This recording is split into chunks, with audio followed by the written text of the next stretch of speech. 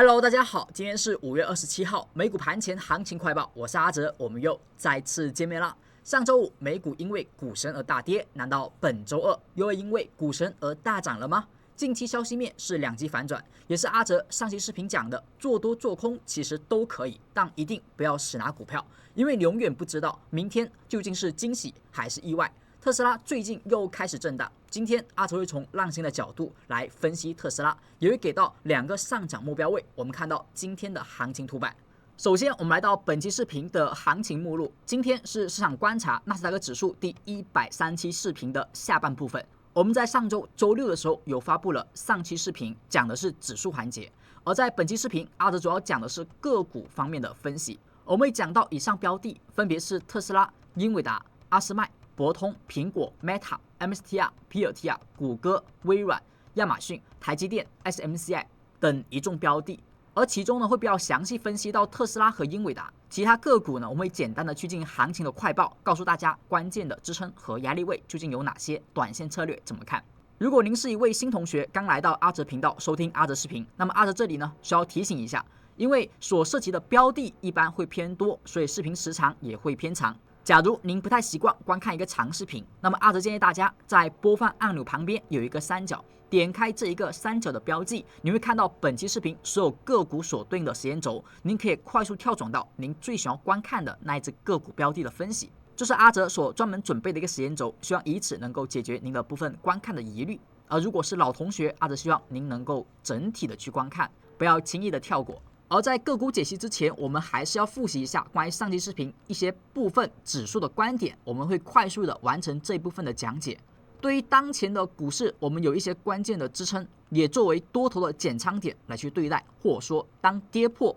多头减仓点时，也作为空方的加仓点。我们在上周有通过一个技术面的支持点叫负阴线来告诉大家这里有风险，而市场呢出现了连续的一个调整，有一天还有大幅的低开，触及107天均线，而后产生了止跌反弹。所以股价在周五虽然指数美股整体是大跌的，但是因为它的收盘价没有跌破107天均线，不构成2次的多头减仓点，所以假如您目前的仓位整体合理，成本也不算很高，那么目前为止其实您也就只需要减1次仓位，而不用去过多的去减仓。对于空头来讲呢，因为多头的防守位还比较多，所以空头在这里也要小心，您只能小仓位的去做空，而后在一些支撑位上有止跌，要及时的获利部分兑现的利润。那么目前我们就有一个疑问了，大家看到很多股指期货是不是已经纷纷展开了反弹？那么反弹过程当中，究竟能够去延续之前的上涨，继续上涨？本次的回落，它跟前面一样只是调整，还是说它这里真有机会成为一个高点、一个顶部呢？我们需要去看到的一根 K 线，就是这一根阳十日星。我们在昨天和在前期的视频当中有讲过，负阴线下跌之后的出货和砸盘判定，就是股市后面的上涨究竟是诱多还是真的低点成立，它的一个判定的关键条件在于这一根 K 线它的高点，它是负阴线后的第2天，这根 K 线的高点如果后续能够被突破，而不要跌落，能够站稳，那么这一波反弹的力度就够，足以去扭转前面的下跌走势，而后我们可以去再次的看涨，甚至呢去买进都没有问题。它可以作为再次多头的建仓买进点。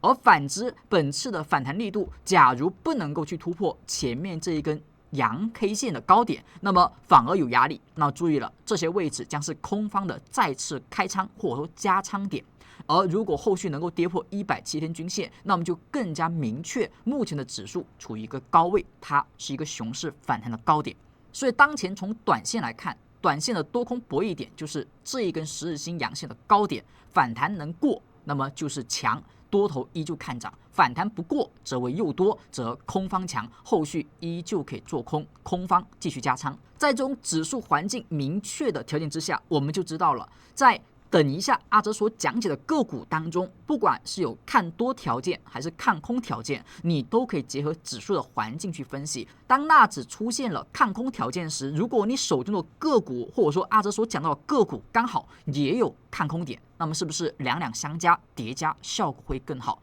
指数将会推动您手中的个股空头仓位去盈利。而反之，如果个股出现的是一个空方的信号，当指数却是多头信号，那么阿哲奉劝大家尽可能放弃个股的做空点，而以指数的做多点去找个股的做多点。所以很多时候对于指数的环境，我们会分析在前，再去做个股的交易，这一点大家要切记。所以当前在明确出现多头信号和空头信号之前，在这个阶段它有可能存在上涨的诱多，亦或者是下跌的诱空，那么阿哲希望大家能够相对的去观望一下。特别最近面临英伟达财报发布，市场会剧烈波动，这里呢，除非你有一定的赌性，或者说能够承受一定的风险，那么阿哲才建议大家才能够去参与交易。而如果您是之前不久才获利兑现，或最近的空头仓位获利兑现，现在这个阶段在没有明确信号之前，那么阿哲不太建议大家去盲目的再次的加空或者说加多，至少给个1-2天时间来去看看。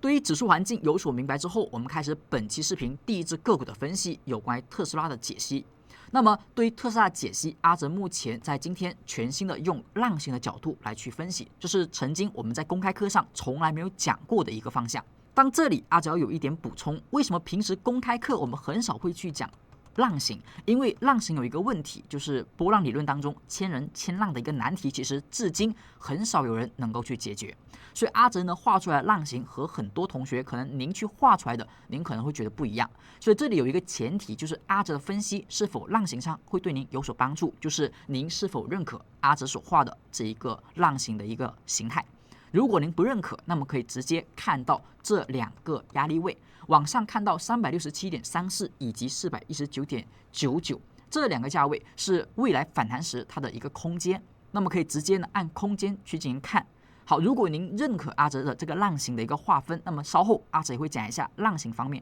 我们先看到这个支撑位，这个367.34的一个压力，其实就是前方这个5浪下跌时产生了4浪的反弹区间，它的一个高点。而当前从低点后的上涨以来，已经产生了一个推进，这个推进到了目前为止，其实离这个4浪的高点已经是比较近了。那么既然如此，就说明这是一个浪形当中的关键压力位。正常，如果一个低位的反弹针对的是前方大的一个下跌的话，到这里已经是一个正常反弹所应该出现高位的空间，所以第一个目标压力是367.34，在这里你会发现整体空间应该也就剩几个点，所以这里哪怕有多头机会买或不买，其实都可以。但是你要去买进的话，你要注意了，是短线，而且空间不算很大，看到前方4浪的高点为一个极限。而假如在这里如果出现上涨，并且能够突破这个高点，有效的去突破，那么这种情况下呢，可以再往上去看到419.99为下一个目标位。同时在这个运作当中，就是我们的一个多头的利润产生。假设当这一个高点也能被突破，那我们将会进入到2浪区间的进行一个冲刺。而一波5浪下跌后的反弹，对于前期的2浪的高点，这已经算是一种反弹的极限压力位。正常如果是一波对于5浪下跌后的反弹，那么2浪高点一般为极限。那么接下来我们讲一些浪形的一些问题。如果您是简单学过波浪理论的，您应该会觉得这个位置的画法有一点疑问，就是左边是5浪，怎么右边也是5浪？正常来讲不应该是5-3交替结构吗？这里有2点阿哲需要讲一下。第一点就是所谓的5-3结构只是大概率事件，但是它不是永远只有5和3，这是一点。另外一点是浪形和浪形之间的级别它不同的话，其实不作为完全的一个对比。就是目前你所看到右边的这一波5浪的向上的一个推进，其实它不是针对左边的5浪的一个下跌，它针对的只是相对小级别或者说次级别这一波 ABC 一个相对3浪下跌的一个反弹。所以整体右侧的5对应的不是左边的5，而其实是小一级别左边的一个3。只是阿哲呢没有去更加细分画出来，不然的话就太乱了。所以当前的这一波反弹已经接近它所对应这一波下跌的高点，而假如它能够去突破站上这个高点，那么本次反弹的级别将会从这一个小级别会相对扩展到对于这一波3浪下跌的一个反弹当中。所以股价呢这一个前期的4浪的高点要先被有效的去突破，只有突破它这一波上涨的级别才会扩大。如果这一个高点不去突破，那么这一波反弹它永远只是针对前方这一个下跌的反弹。而刚才呢我们说了，它如果是产生上涨延续的话，它的一个看法，它的一个压力。那如果往下去看呢，其实往下看也是一样的。当你发现这里出现了一个相对5浪的推进，当然这里有一点不不太合格的就是4浪的低点相对偏低了一下，压到了2浪的一个区间内，这其实是不太合理的。但阿哲呢，这里相对画的就不是那么的严格，我们依旧以5浪推进来看。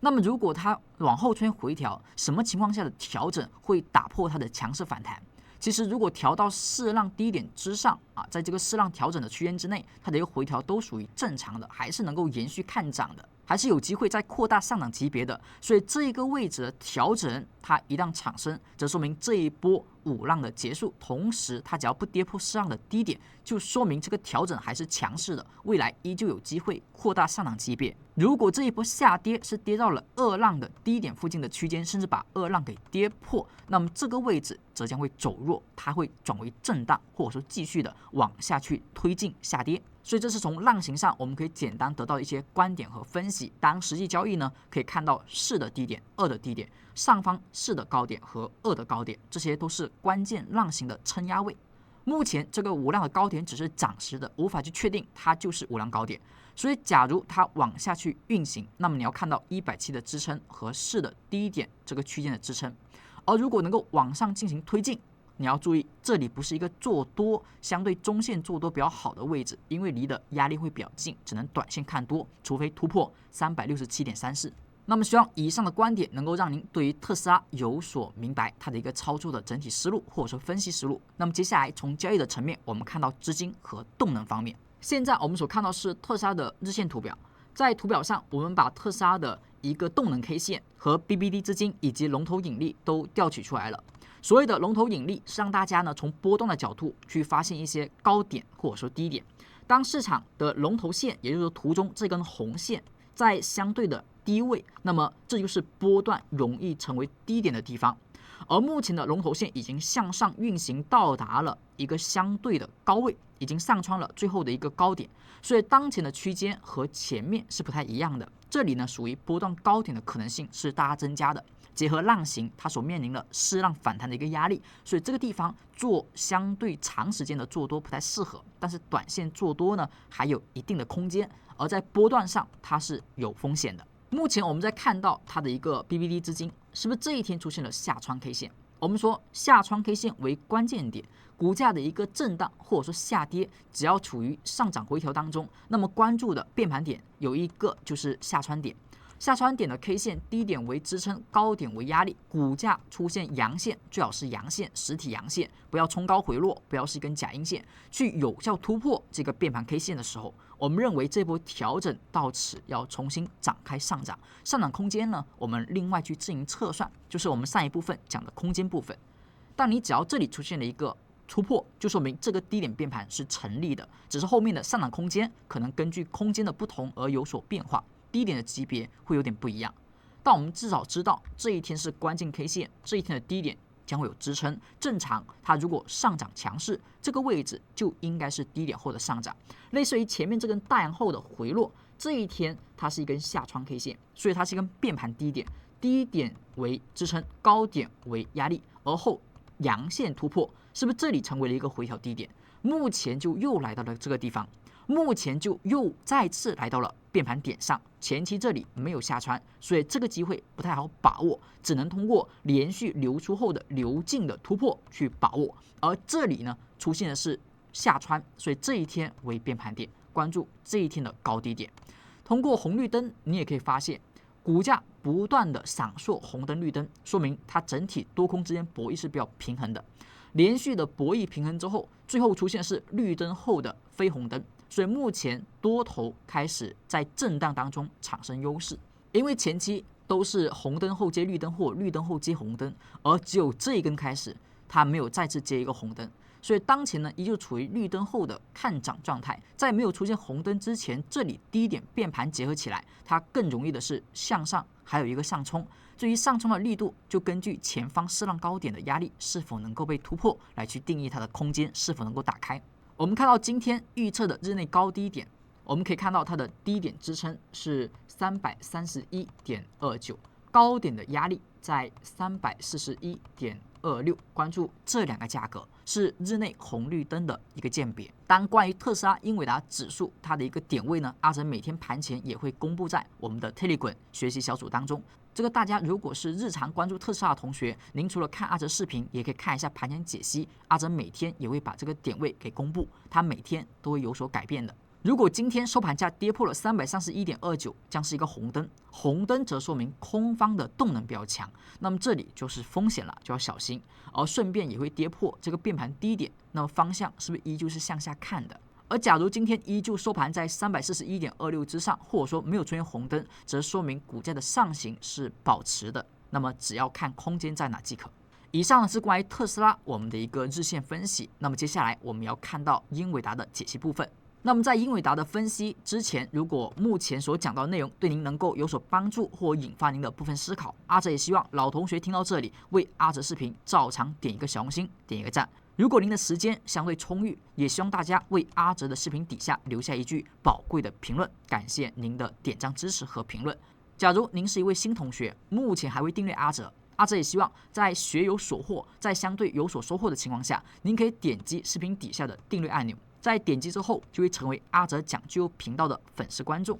这里呢会显示一个已订阅。那么在显示已订阅后，再点开全部的铃铛，那么未来阿哲所发布的每一期视频，只要是公开的，它都会第一时间通知到您来收看，您就不会错过每一期视频的及时观看。感谢您的订阅支持。而对于每一位订阅观众，我们都会有3重专属于您的权益，分别是粉丝学习小组，这是阿哲刚才所说到的，每天盘前在粉丝群组当中，阿哲会发送盘前的解析观点和有关特斯拉、英伟达指数当天日内支撑和压力位的点位预测解析。同时在粉丝群组当中呢，也会进行知识答疑，更甚至呢，我们会有安排每周、每月专门的主题班课内部直播，作为技术面的进一步的学习。只要您点击订阅，作为刚订阅的同学，您可以收获这3份限时福利。那么有关于盘前解析和点位预测，就是类似于这样的一个内容。在每天的一个盘前，阿哲都会去在香港时间大概4点到6点这个区间内，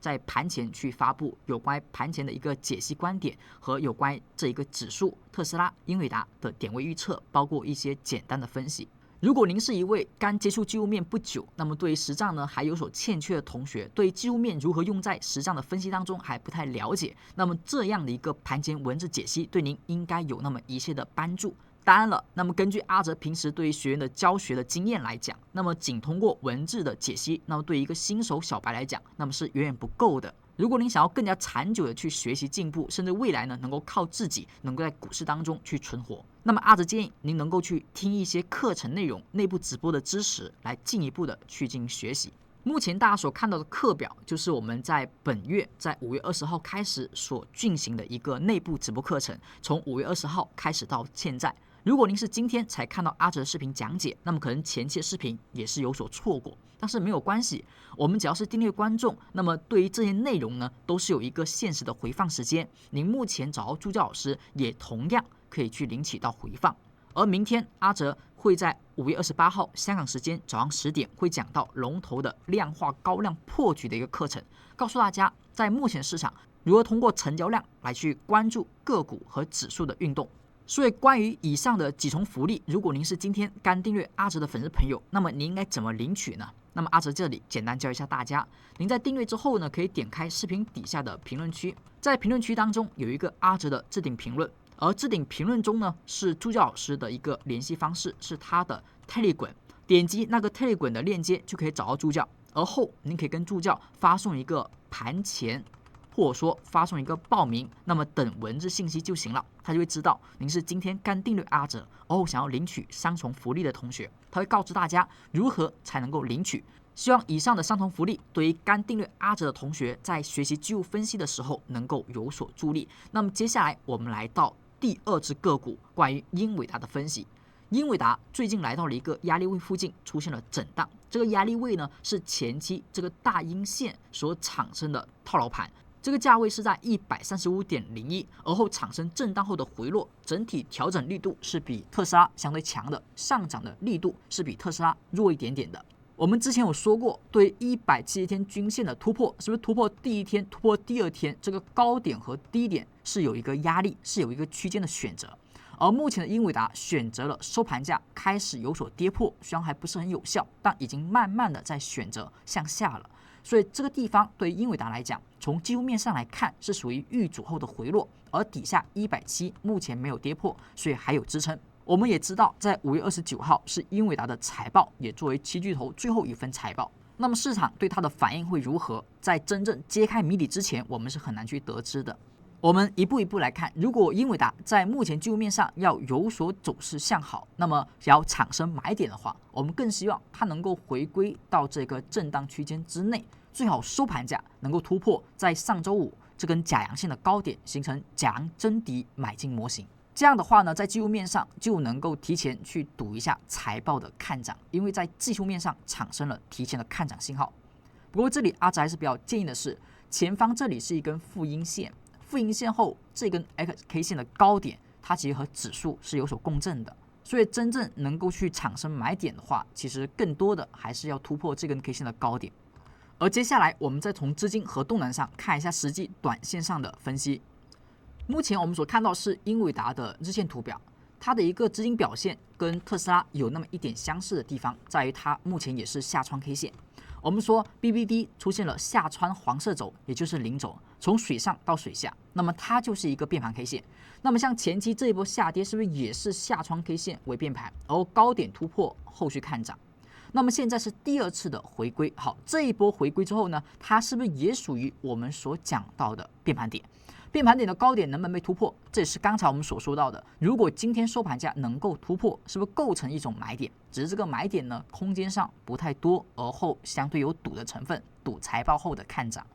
所以在技术面上产生这种买点，那么没有办法，大家要自行作为抉择。在技术面上，阿哲会告诉大家这里是买点，但究竟你要不要去参与本次财报后的看涨，这里大家要做自己的选择。阿哲更多的只能从技术面去出发，告知各位。而从龙头引力上，是不是这里产生了一个聚宝盆，然后产生低位后的上涨，而目前也来到了一个散财童子我们所说的波段高位的地方。这也是为什么说这里哪怕财报利好出现上涨，阿哲认为前面的这波上涨其实已经有所预知，这里哪怕还有上涨，还有跳空，它的空间整体也不会特别大，至少从波段的角度是不大的，因为波段已经到了一个相对高位的区间。只是短线上有了一个回调的低点变盘而已。我们再从红绿灯的角度，现在英伟达是不是出现了绿灯后的连续2个红灯？它呢是没有交错的，所以整体短线上也是不如特斯拉的。整体已经有2个红灯。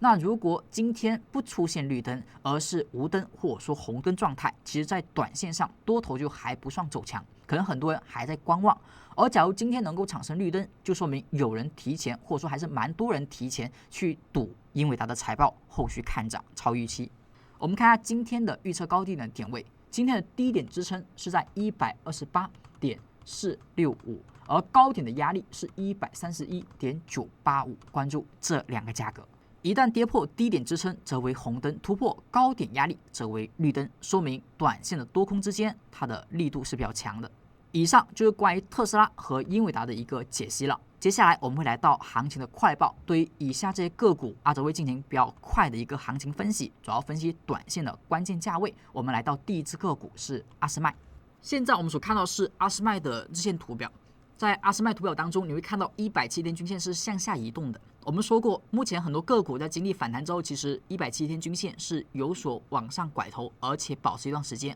那么像目前这种反弹之后还出现了一个170往下运行的，它其实就作为空头的首要关注的一个标的了。特别是有一些个股是170不止往下行，反弹还不过的，那么肯定可以作为空头者的一个选择方向。而我们看到下方是不是最近的反弹是一个聚宝盆，我们所谓的一个低洼区而后上涨。到了最近呢，为什么产生一个波段高点呢？是不是下方产生了一个风险点，而风险点后波段高点后回落，它的回落力度比起很多个股是比较强势的。3个小顶周破位而后产生下跌，出现了这波空方的机会。那么当前出现了连续的4个红灯，下方的 BBD 下穿 K 线也被跌破，不过是阳线跌破，就是这一天下穿。好，跌破之后为阳线，那么它是否为有效跌破？不是有效跌破，因为阳线的跌破不作为有效，一般要阴线实体过半，我们作为相对有效的跌破。这里呢，很多时候会再次的出现反抽，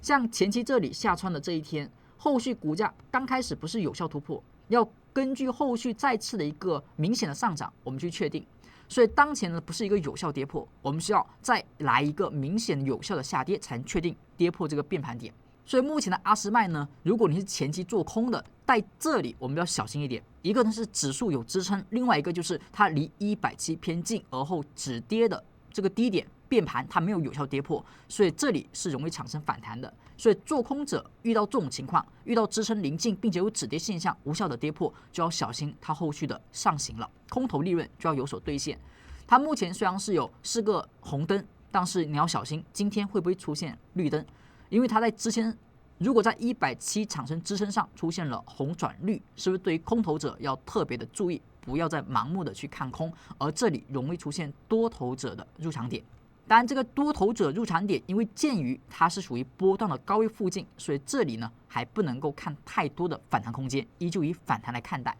看到今天的预测高低点，低点的支撑是在720.77，高点的压力是在734.24，关注这2个价格。下一只个股，我们再看到博通。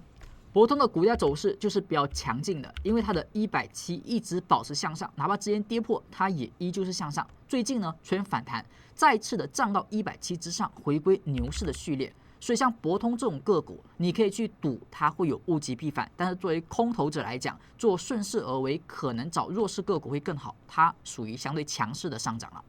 最近的这一个震荡是不是有下穿 K 线？这一天下穿之后呢，也没有跌破，虽然第2天是红灯，但是收盘没有跌破这个变盘点。不过底下呢依旧处于相对的高位了，从前期的波段低位，然后反弹到这里已经出现了高位，它是具备一个调整的需求，只是目前还不明确。前期呢这里出现了红灯转绿灯，而目前又出现红灯，是不是整体来讲就要小心？至少短线多头这里不太具备一个买点。我们看一下今天会不会产生绿灯。今天的绿灯看到它的低点支撑是225.215，高点的压力是229.685。如果突破229.685，那么是不是出现了一个绿灯 K 线？就重新看短线上涨，但是短线上涨。下一只标的我们看到苹果。苹果的走势就相对是我们所说的更加弱势的，它的170在反弹当中是没有转为向上，而是继续的向下。所以呢是比指数弱的，也是作为空头者我们首选的标的。这是阿哲呢在最近的好几期视频当中都有讲到的苹果的分析，每次都有讲到它是弱势股，为做空的主要的标的方向。所以我们看到当前的股价走势，它是走了一个震荡相对的压力，然后现在回落，是不是还在震荡的区间？它的震荡下沿就类似于是这个地方，震荡上沿就是这个地方。而在震荡的时候呢，出现了相对的空方的下跌，有很明显的空方利润出现，所以在这里如果再出现指数的做多点产生，那是不是这里会容易出现反弹？那究竟能不能够再次的往上去走呢？这里要关注了，它这里有一个缺口，前面的这种下跌是不是在缺口的地方产生了压力？虽然回补了，但后面还是跌落了。而这一个向上的缺口呢，也是被回补的。所以正常来讲，如果这里是一个震荡，那么所产生的缺口其实都是一个普通性的缺口，那普通性的缺口就会被回补。所以现在验证一下，它究竟是不是还处于震荡？如果还处于震荡，那么这个缺口将会很快被补掉。这个缺口被补掉，那么上方的缺口也会被补掉，因为它是震荡嘛，所以它的缺口都是普通缺口，都会回补。你会发现前面只要是震荡区间，这个缺口就会很快的被补掉，它不会留太久。所以如果它还在震荡，就缺口会被补掉。所以如果你发现这波反弹它连缺口都补不掉，或者说它下次来到这个缺口它补不掉，那么就它开始要转成下跌趋势，而不是一个震荡趋势了。所以这通过缺口我们也可以去明白，在震荡行情当中呢，它这里是不是下穿 K 线被跌破了？所以这个地方它要补这个缺口是不容易的，因为它的变盘是延续的下跌，这里反弹将会面临一个缺口压力和这个变盘低点后被跌破后的支撑转压力。所以苹果本次呢想要再次的往上去走强，有一定难度，我们要关注一下绿灯是否会产生。这个地方是否会有绿灯呢？我们看到今天日内的高点压力是196.485，而低点的支撑呢是192.245，而股价在本次反弹当中，如果这个缺口不补，再次出现下跌破位，就作为空头者再次加仓的点。以上是关于苹果的分析，我们接下来看到下一只股票是 Meta。Meta 呢，在上周周五出现了一个红灯 K 线，那么下穿的 K 线是它呢低点也没有被有效的跌破，那么这一个地方就说明还是存在低点变盘的可能的。下方的聚宝盆在低位反弹之后呢，到目前已经是临近了我们的风险区了，差一点点，略微反弹就进入到了一个波段的高位风险了，所以这里呢也属于一个波段空间上相对偏少的地方了。哪怕还有上涨，我们依旧看反弹为主。关注一下它的红灯后能不能出现绿灯，如果红灯后没有绿灯，就依旧处于红灯后的下跌阶段，离170呢它不算近，还有空间能够调。价格在今天预测的高点是629.753，而预测的低点支撑呢是619.958，关注这两个支撑和压力位。下一只个股，我们再看到另外一只很强势的股票是 MSTR， 它呢跟博通一样，甚至比博通还强势。之前的下跌都没有跌破170有效，而后目前依旧处于熊市的序列。熊市的序列就是对于价格走势它的下跌，如果敢跌，那么正常来讲应该作为买点。当然，你也可以在指数的环节中去看，指数呢有这种高位的风险，那么你去做这种强势个股前期大涨后的物极必反的回落，对170的回踩也可以，但风险性是有的，它保不准突然之间的大涨，是吧？所以对于你来讲，做空者选这种就要小心。在上周出现了一个红灯 K 线，而且是跳空的破位 K 线，有了一个跳空缺口。在一个强势的行情当中，跳空缺口的产生是不应该的，所以这个跳空缺口告诉我们风险开始出现，而后明确它要进行一个170的回踩。那么当前呢，我们关注一下它的股价能不能在今天产生一个绿灯呢？它的高点的压力是380.85，而它的低点支撑呢是355.97，关注这两个价格。如果今天产生绿灯，那么对于空头者也要小心，你要及时的获利兑现了。但是只要这个缺口不被回补，那么这个反弹就依旧是反弹，后续依旧看170的回落。下一只标的也是相对的强势个股是皮尔 TR， 它呢离170也相对偏远，而后之前的下跌也没有碰到170，对170的整体序列是没有破坏的，所以这只个股的资金呢整体是比较强势的。前面出现了跳空缺口后，将把它补掉了。那补掉之后呢，最近一直在徘徊震荡，所以当前从我们的一个波段的高低点来看，龙头引力告诉我们，目前依旧是一个风险区，它还是一个风险区。前面的风险出现了跳空，而后释放了一部分，再次上涨又出现风险，目前还未有明显的释放。我们看一下，在红绿灯之后出现了变盘，而后是阴线下跌变盘，这是我们之前讲过的内容。最近呢没有出现一个绿灯，所以当前依旧处于红灯后的下跌的序列。变盘 K 线这一天是下穿的，下穿之后快速加速下跌，而后目前有压力，所以 PLTR 和 MSTR 一样的操作。如果要去看空，那么这根 K 线不要去突破，只要不突破，就依旧处于下跌的序列，为170的方向去回落、修复这个乖离。希望它不作为做空者的优选标的，但是作为一个物极必反的选择也是 OK 的。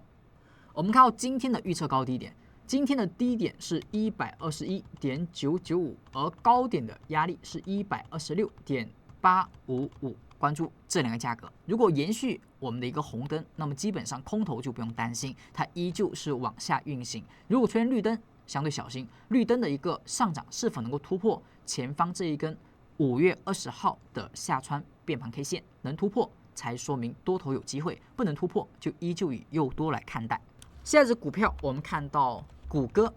谷歌最近呢出现了一个相对的补涨，在很多个股可能出现震荡回落时，它出现了上涨，而且是连续2天冲高的上涨。当这种上涨其实没有突破170天均线，还不如阿斯麦的一个上涨，但是它的170呢目前有点走平啊。我们看到在冲高回落之后出现了一个红灯 K 线，这种上影线后出现跳空而且缺口的红灯，我们认为它是再次在压力位附近出现反转的高点信号，所以这一天其实就作为一个做空的条件是 OK 的。那么我们看到这个缺口只要不被回补，那么依旧作为一个空头的优势。当然这里被回补其实也 OK， 但是关注点在于这个缺口不要被收盘给站上。如果收盘能够站上，就对于170能够再次形成一个突破。所以对于空头者来讲，只要这个缺口不补是最好的。缺口如果补呢，收盘价看能不能站得上，如果站得上，立马要走了；如果站不上，依旧以压力来对待。那么这里依旧就向下看。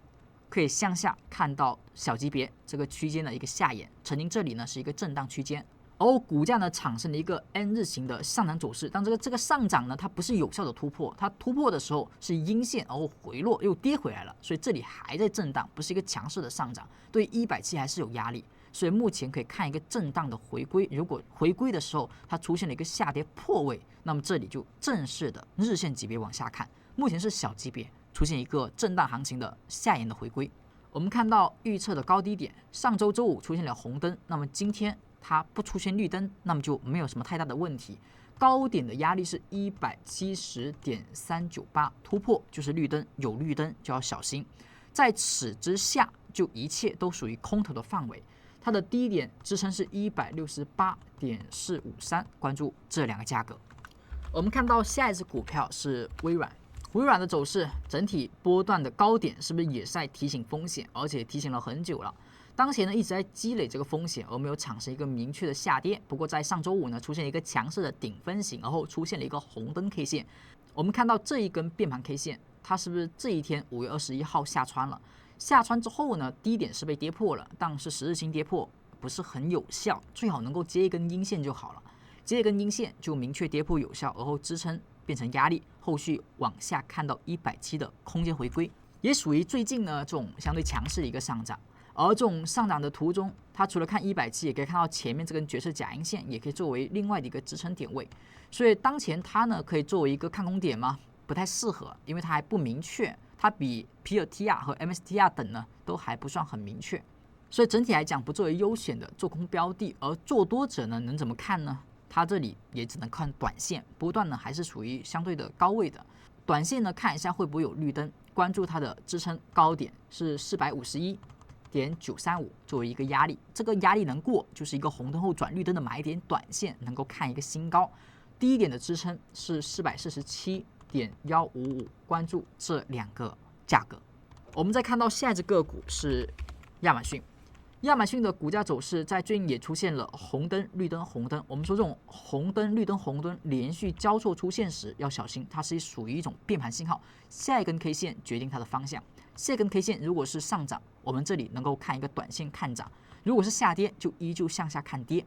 它呢是出现了170突破的无效，而后产生了跌破。那么这里将是后续股价如果上涨，它也还是一个压力。所以这里关注一下，如果要涨，它这里还没有突破之前，就是看反弹，仓位不要放太多。170没有那么容易被突破有效。而如果这里选择的是下跌的变盘呢，就往下继续的去看了，就说明它是一个熊市高点后的延续的下跌，还是熊市高点。如果是熊市高点的确立，是不是它至少还要回到前低附近呢？所以这种个股如果偏弱势的，也作为空方在后续指数产生空方信号时的优选的方向。我们看到今天，我们看到下穿 K 线是这一天，它呢是有支撑的，没有跌破，跌破也可以延续看空。同时看到今天的预测高低点，低点的支撑是在197.16，高点的压力是201.68。今天的方向性 K 线一般是不太建议是红灯还是绿灯，最好是一根正常的区间内的上涨或下跌，它会更加意味着变盘有效。下一只个股我们再看到台积电。台积电的走势在170附近出现震荡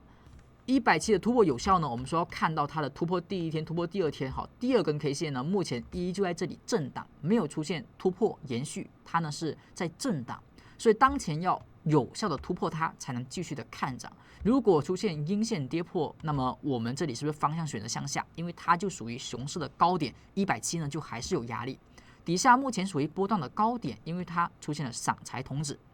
因为它出现了上财童子，这一天是下穿，所以这一天低点应该会有支撑的。红绿灯出现了绿灯转红灯，所以这里是看空的信号。再出现阳线突破它，同时我们如果有绿灯，在这之前我们依旧保持红灯后的看跌即可。今天会不会出现绿灯 K 线？关注高点的压力是189.6，这里突破将会转成一个绿灯。我们看到今天的红绿灯高点的压力是192.39，低点的支撑是189.62，关注这两个价格。如果延续跌破出现红灯，那么就依旧向下看跌，因为它同样也是变盘低点的破位。看到下一只标的是 SMCI，这股票呢也是属于突破170，目前还不算有效，而后它的170均线往下在运行。所以这一波呢，我们之前讲了很明确了，这里突破第一天，突破第二天，第二天高点为压力，没有突破，反而向下跌破，是不是这里是空方的利润区间？当前呢出现了红灯，但是它是下方为下穿，所以它为变盘。这种 K 线一旦出现，就要小心，它容易出现止跌的。像前面这里啊，一旦上涨后的回落，这一天下穿，是不是要小心会止跌？这里上涨回落，它下穿，是不是在这个位置出现之后，要小心它这个支撑后的止跌？所以这种 K 线呢，不一定都是变盘低点，但是它有很大概率会产生支撑。不跌破之前呢，再做空，它的利润是不大的。所以从前期这里出现压力做空或跌破做空的同学，遇到这种 K 线，一般可以提前去做获利兑现，等待再次的跌破有效，再去加仓是没有问题的。一旦突破它的高点，意味反弹将会产生。所以这里呢，对于空头来讲，它不是一个加仓点，而是一个获利兑现的左侧卖出点。我们再关注一下它的红绿灯，今天的高点是40.285作为压力，低点的支撑是38.915作为支撑。股价收盘跌破38.915，就说明延续看跌。如果能顺势跌破170就更好了。对于空头来讲，就是彻底进入到了一个明确的加空的地方。因为它已经确认了，这也是个熊市反弹高点。那么继续往下看啊，这前低的空间还是有的。以上就是5月27号我们对于上期视频指数分析后的个股解析环节的补充。美股阿哲依旧认为风险目前在酝酿，在出现反弹的时候要清楚它究竟是诱多还是真的止跌上涨。我们通过复阴线的关键压力可以去判定。以上就是183期我们的所有的内容，感谢大家的点赞、评论和订阅支持，谢谢大家。我们更多精彩内容，我们下期视频再见，拜拜。